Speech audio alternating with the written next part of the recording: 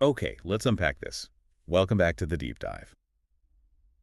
If you are prepping for a major presentation, starting a thesis, or just, trying to navigate the incredible density of modern information, you know the struggle.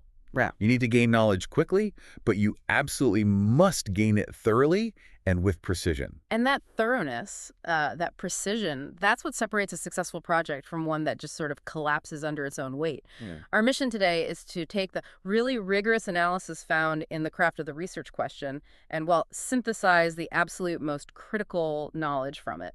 And it's about that single step that almost everyone gets wrong, isn't it? Defining the research question. That's the one. We've all been there. You have a fascinating, rich topic, say, the future of cryptocurrency regulation or maybe the psychological effects of climate change anxiety. You jump into your reading list, and within a few days, you realize you're just drowning. Oh, absolutely. You have 30 open tabs, 15 half-read PDFs, and really no idea how any of them connect. You feel lost, unstructured, and just utterly overwhelmed. And why does that happen? It's because the vast majority of people mistake a topic for a question. Ah, that's a key distinction. It is. A topic is a landscape. A question is a roadmap with a specific destination marked on it. You've basically jumped into the car without setting the GPS coordinates. That is the core problem we're addressing today. Our goal is to dive deep into why the research question isn't just a formality, it's a structural mandate. And we're going to look at what specific, non-negotiable qualities it has to have to actually be effective. I like to think of the research question as the heart of any paper or any scholarly investigation. It defines the boundaries, it dictates the evidence you need, and it gives the entire project direction and, well, a purpose. So without that heart beating strongly. The rest of the body of work is directionless. It's just flailing. And here's where it gets really interesting, I think. The difference between starting with a vague, fuzzy topic and starting with a sharp, analytical question. That's the difference between writing a paper that feels like chaos and writing one that possesses total clarity, rigor, and structure. Chaos versus clarity. That's the perfect way to frame it. So let's look at how we frame that crucial query. Okay, let's jump straight into the first and, I think, most crucial rule, which is really foundational to all deep investigations. A research question must be focused and specific. It cannot, under any circumstances, be vague or general. And the source material highlights this failure mode perfectly. It uses a specific example, a student named Sarah. Right. And Sarah's initial topic was, well, it was very broad. The impact of screen time on children. Which on the surface sounds great. It's timely, it's relevant, you know there's going to be a lot of information out there. And that's exactly where the danger lies. The abundance, the sheer volume of it. She starts reading, and she immediately hits this crushing roadblock. Because she realizes the utter ambiguity of the term impact. Exactly. She's forced to ask herself, impact in what way? On which children?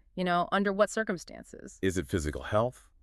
Is it their learning? Their social skills, emotional regulation, could be a dozen different things. When you start with a word like impact, you're implicitly signing up to investigate 4 or 5 or maybe even 6 completely separate fields of research, all at once. Wow. So you've committed to doing a comprehensive literature review on the physical effects, the cognitive, the emotional, the social. All at the same time. So she's trying to read pediatric journals about eye strain and melatonin suppression. Right.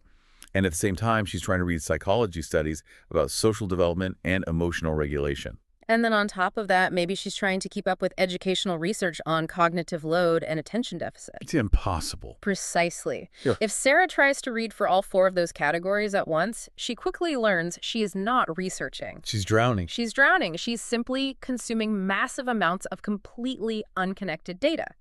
This general topic leads directly to unfocused reading, and it instantly turns what should be knowledge acquisition into just debilitating information overload. That's a great point.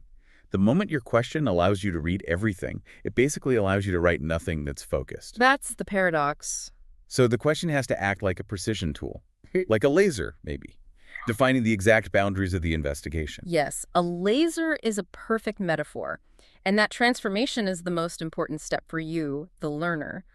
We have to move from that weak, unfocused description, what is the impact of screen time on children, to something that instantly dictates the scope, the material, and the structure of the paper. Okay, so let's break down the focused alternatives that the source material gives, because they really highlight the power of this specificity. Okay, first let's consider option 1. How does daily screen time affect children's sleep quality? Okay, that's surgical. It is. We have clearly defined parameters now. The independent variable is now daily screen time. Which you could measure, right? Hours per day or maybe exposure right before sleep. Exactly. It can be operationalized. And the dependent measurable outcome is that specific biological metric, sleep quality. That instantly filters her reading list down by, what, probably 80%? At least.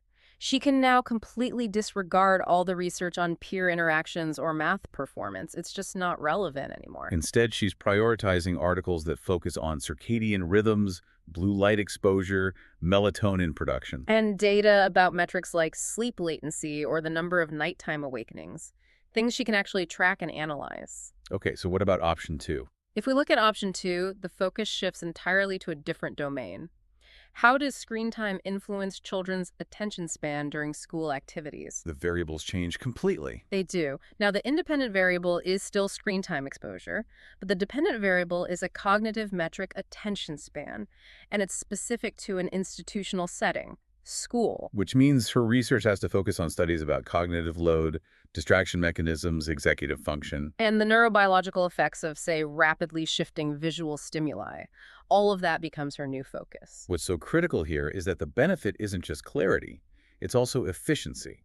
Yes, a huge amount of efficiency. The moment she chooses one of these specific questions, she has basically structured her paper's outline and streamlined all the analysis she needs to do. Exactly right.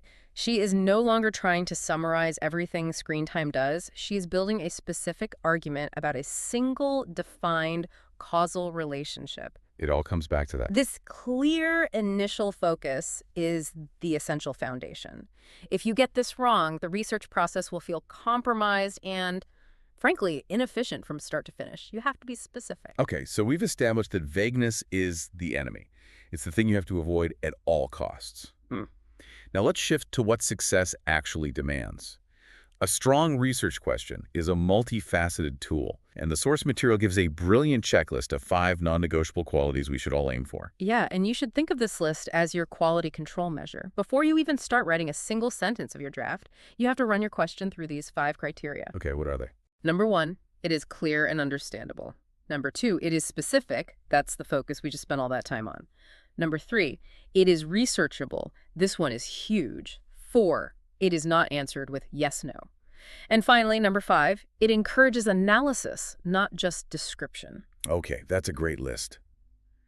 And while specificity is obviously foundational, I think we should dedicate some meaningful discussion to points 1 and 3, clarity and researchability, because I feel like they often get taken for granted until they cause these major structural problems later on. That's a very good point. Clarity might sound obvious, but it's often violated.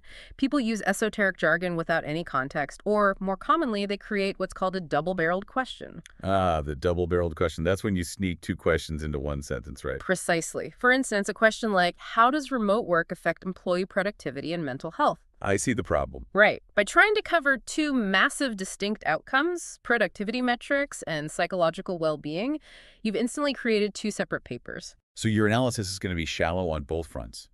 You can't do justice to either one. You can't. A truly clear question has one central focus and one main definable outcome. That's a great practical tip. Keep it singular. Now let's talk about researchability. You mentioned earlier that this is a check on ambition, and that most academic work relies on existing research, not new experiments. So for you, the listener, how do you practically define whether your sharp, focused question is actually researchable? That is a highly critical question, because a researchable question really means you can answer it using high-quality, available evidence within your time constraints. Okay, so what does that look like in practice? Well, first, it requires access to peer-reviewed, published literature. You have to make sure that journals, scholarly books, and credible data sets already exist on the topic. So if I have a brilliant specific question like, how did the 2024 local town hall meetings influence municipal bond pricing in my specific town? Yeah. That might be too specific to be researchable. Exactly. It's a great question, but has anyone published a peer-reviewed paper on that precise micro-level correlation?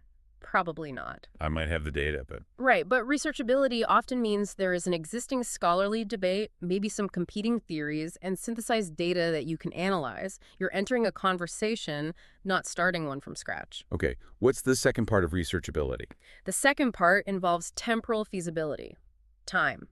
If your question requires analyzing cultural trends over 50 years, but you only have a semester to write the paper, it's not researchable within those constraints. So you have to scale it back. You have to scale back to a question where the data, the arguments, and the counter-arguments are already available and manageable for you to synthesize within the required timeline. That makes the process so much more realistic. Yeah. You're synthesizing the existing knowledge base. You're not trying to create a new one from scratch. Exactly.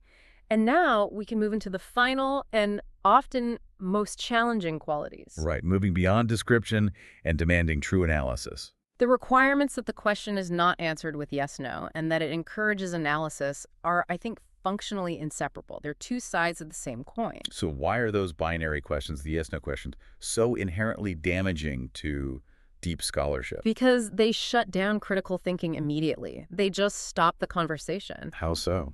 Well, if the question is, does bilingual education improve test scores? And the answer is yes. You stop. You're done. You've proven a fact, but that's it. You've proven a fact, but you haven't investigated the complex mechanism that caused it.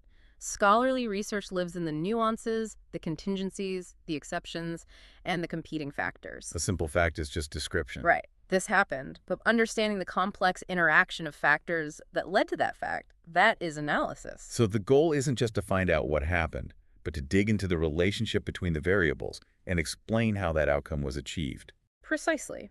Description tells us what happened. Test scores improved. Simple. Analysis tells us why or how those factors combined to produce that outcome. Improved test scores result from the enhanced executive function skills developed by managing two language systems. I see. The analytical question has to demand an explanation of that mechanism. It has to force you into detailed discussion, interpretation, and synthesis. It must focus on a relationship or a specific effect.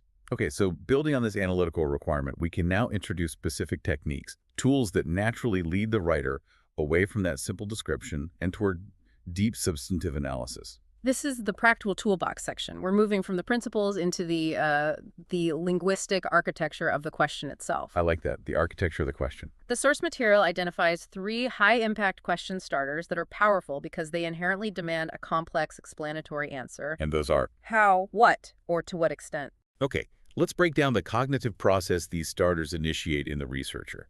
Because that's the true magic here, isn't it? If you start with how, what kind of analysis are you forcing yourself to deliver? The word how demands a process, a mechanism, a step-by-step relationship. If your question is, how does the consumption of deep-sea minerals affect human longevity? Your paper cannot just state a correlation. People who eat this live longer. That's not enough. You're mandated to explain the biochemical pathway. Yes. Which minerals are involved? What cellular processes do they regulate? What is the specific dosage or frequency required? The answer to how must be an articulated process, not just a result. That forces depth. Okay, what about what? If I use what factors, for example, how does that elevate the inquiry? When you ask what factors, you are typically looking for an enumeration and an explanation of influencing variables. So something like, what factors influence the spread of misinformation on platform X? Perfect. Your resulting paper must identify, define, prioritize, and explain those contributing elements, the algorithmic design, user behavior, political climate, and so on, and then discuss how they interact with each other. So you avoid the simplicity of just describing the misinformation itself. And instead, you analyze the ecosystem that allows it to thrive. Then there's to what extent. This is arguably the most sophisticated starter because it forces scale definition and nuance. It is the ultimate antidote to the yes-no question. How so? To what extent acknowledges upfront that the relationship or the effect is not absolute. It's not a 100% thing. It implies complexity, contingency, and limitation. So it's asking, is the effect large? Is it small? Does it only apply to a specific demographic or only under certain economic conditions? Exactly. This forces you, the researcher, to use precise data to measure the scale of the effect, which is the very definition of analytical depth. So these 3 terms, how, what, and to what extent, are like your verbal shields against superficiality. A perfect way to put it.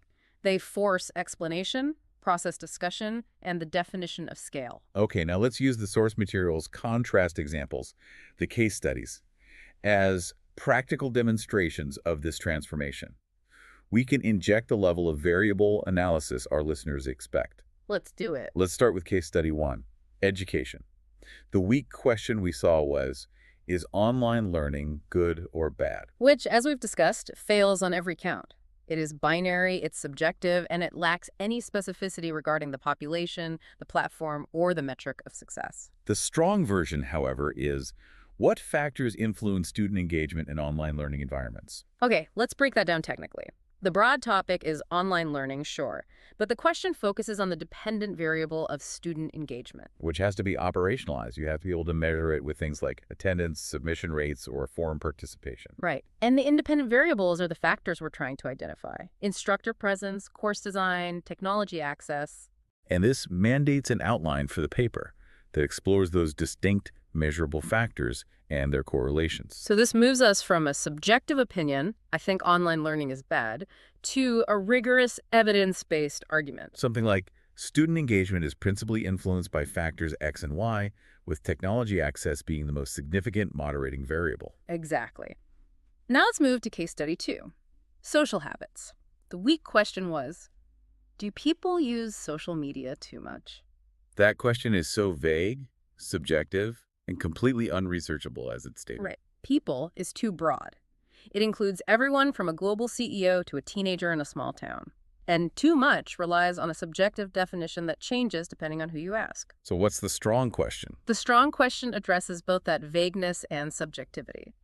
How does heavy social media use affect university students' academic performance? Now we have rigor. We've defined our population university students, which makes the research practical and targeted. We've defined the independent variable, heavy social media use, which can now be quantified. Maybe you define it as exceeding 4 hours per day. And the dependent variable is the measurable outcome, academic performance, which you can quantify by GPA or specific test scores. And the critical word here is how. We are no longer asking if they use it too much. We are demanding the mechanism by which that high-frequency social media use, the constant notifications, the dopamine feedback loops, actually interferes with the deep focus and cognitive processes required for academic success. That's the level of depth that you, the learner, need to be aiming for. Okay, finally, the example on health. The weak question, is exercise important? Which is just a statement of fact posing as a question. It's descriptive and, frankly, self-evident. Of course it's important. The strong question takes that obvious fact and leverages it for analysis.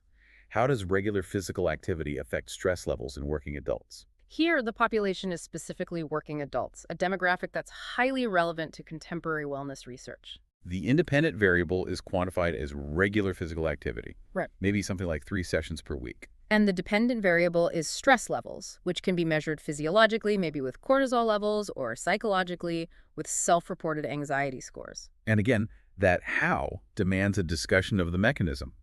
We aren't just saying exercise lowers stress. We are analyzing the physiological processes. How does physical activity modulate the hyperthalamic pituitary adrenal axis, the HPA axis?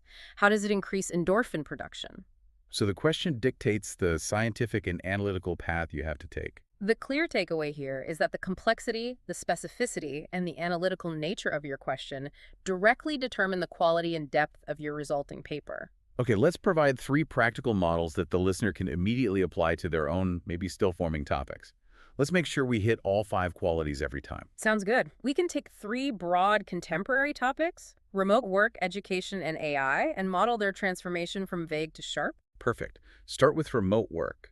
The general topic is rich, but reading generally will leave you paralyzed. It will. So to focus it, we select a specific angle, a specific population, and a specific outcome. How does remote work affect the work-life balance of working mothers? That question is surgically specific. It is. It is asking how. So it demands an explanation of the process. The complexity instantly dictates that the paper must explore the unique challenges faced by this demographic. So you'd have to analyze the specific blend of domestic and professional duties and that perceived collapse of boundaries between home and office. That structure is embedded right in the question. Okay, next topic, bilingual education. We can elevate the inquiry using that same analytical framework. How does bilingual instruction influence reading comprehension in primary students? This narrows the focus to a specific age group and a very specific cognitive outcome. And the resulting paper must explore linguistic mechanisms. You'd be looking for evidence of cognitive advantages, cross-language transfer, or maybe potential processing delays, all manifested in measurable literacy skills. All right, and finally, AI tools in education. The newest and probably most chaotic field right now. So for that one, we use our highest level question starter, to what extent, to demand nuance. To what extent do AI study tools improve university students' writing skills? Oh, that's brilliant, because to what extent acknowledges that not all AI tools are the same and people use them differently. Exactly. It forces the research to explore the degree of improvement, perhaps comparing different AI functionalities like grammar checking versus content generation. And you'd have to measure the impact on different writing skill, structure, argumentation, maybe even tone. So we are avoiding a simple verdict, do AI tools help? And instead we're asking, under what conditions, using what specific tools, and by what measurable amount do they actually help? These examples really demonstrate that the analytical question is already outlining your entire paper for you. It's doing the heavy lifting from the very beginning. We spent considerable time establishing the qualities of a good question, but I think we need to really emphasize the roadmap metaphor from the source material. The research question is not just a well-written sentence in your introduction. It is unequivocally a structural mandate that governs everything that follows. We cannot overstate this. It defines the comprehensive influence on every single component of your work.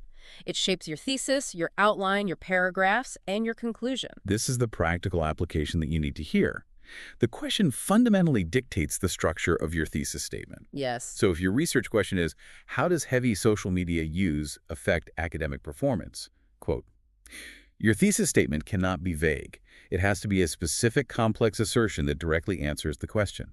Something like, heavy social media use compromises university students' academic performance primarily through three distinct mechanisms. Go on. The reduction of sustained attention, the disruption of sleep quality, and the reinforcement of multitasking behaviors. And notice how that thesis statement immediately maps out the required body of the paper. It's the whole outline. That single sentence tells the reader, and more importantly you, the writer, that the paper must contain three major analytical sections, each one dedicated to one of those three asserted mechanisms. The question sets the challenge. The thesis provides the answer and the architectural blueprint. And that leads to the ultimate litmus test. Which is? If you are halfway through writing a paragraph, say you start talking about the history of social media platforms, and you realize that information, no matter how interesting it is, if it doesn't directly help substantiate one of those three thesis points, then that information must be cut. It is extraneous, it's clutter, because it does not help you answer your central, focused question. So the question acts as a constant filtering mechanism. A constant filter. It ensures that every piece of evidence, every interpretation, and every paragraph serves a singular, defined purpose. This is what transforms research from just a collection of summaries into a coherent, strong, and meaningful argument. Let's circle back to Sarah, the student example we started with, to demonstrate the profound payoff of following these rules and committing to that focused analytical question. Yes, let's. Sarah, remember, started completely lost in the amorphous topic of the impact of screen time. After filtering through the 5 qualities, she arrived at her final, highly focused question. How does screen time before bed affect children's sleep quality? The clarity here is instantaneous. She is no longer wandering aimlessly through dozens of different pediatric journals. This is that aha moment where the research process suddenly becomes exponentially easier and more efficient. It really is. Because of that singular focus, she now knows exactly a few things. Okay, like what? 1. Which articles to read. Anything linking blue light, melatonin, and sleep architecture. She prioritizes sources that offer empirical data on physiological sleep mechanisms. What data to look for. She now only extracts metrics like sleep onset latency, REM cycle disruption, and cortisol spikes. She can ignore all references to social behavior or school performance. What arguments to build?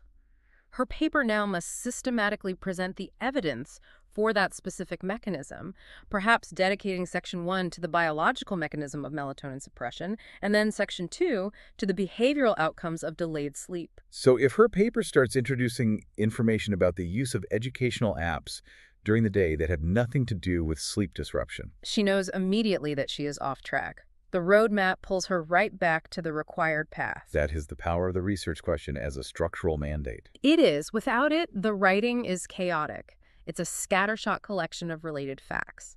With it, the paper becomes clear, strong, and meaningful because every sentence, every source citation, and every analytical move serves a singular purpose. And that purpose is to answer that central query with rigor and with depth. That's it. And that structural rigor is what separates truly effective, impactful knowledge acquisition from just, a descriptive summary. Okay, so we've covered the crucial insights today. The absolute need to move from a vague topic to a specific analytical question. The importance of the 5 non-negotiable qualities, including clarity and researchability, and the deployment of those analytical question starters, like how, what, and to what extent. And the core insight, I think, is that the research question is the single most important directional tool for any deep investigation. It's the roadmap that ensures efficiency, depth, and scholarly success. It transforms an idea into a rigorous investigation. But the journey doesn't end when the question is perfect, does it? Now that you have that perfectly constructed, focused analytical question, which defines the evidence you need, you have to actually go out and gather that evidence. And this leads directly to the next logical and just as critical step in the process, which is evaluating the materials you use. A brilliant question is only as good as the credibility of the sources you use to answer it. That's a powerful point. If the sources are flawed or outdated or biased, your analysis, no matter how rigorous it is, will be built on sand. So here is the final provocative thought for you, the listener, to consider as you frame your own research questions. Now that you have designed a perfect roadmap, how will you ensure that the sources you use to travel that road, the evidence that will support your complex answer, are not just abundant, but truly credible, current, and reliable? This critical evaluation step is what transforms your direction into demonstrable, trustworthy knowledge.